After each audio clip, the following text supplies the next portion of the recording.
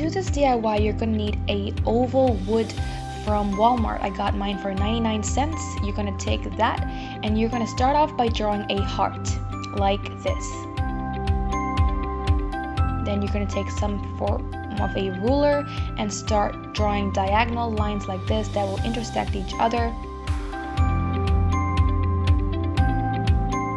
Now you're going to take your push pins and start going around. So when you're doing the push pins around the heart, make sure that you place your push pins where the line meets the end of the heart, like this. And if they're not going in, maybe you can use a hammer or some sort of a large book to push it in. And when you're working inside, make sure you put them where two lines intersect.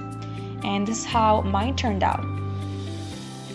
Next, you're going to use string. I got mine from Walmart for 23 cents, this pink string. And I'm going to start off by forming a tight knot at the bottom of my heart. And then I will just follow my push pins and string my heart. I did also make sure to add a few layers of it,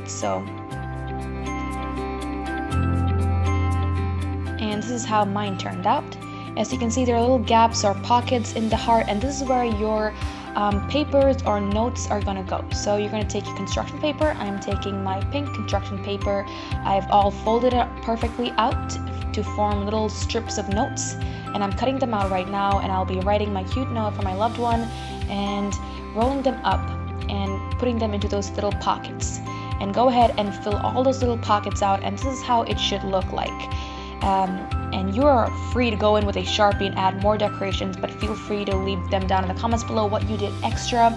And don't forget to like, subscribe, and share with your friends. I hope you enjoyed it. Thank you for watching.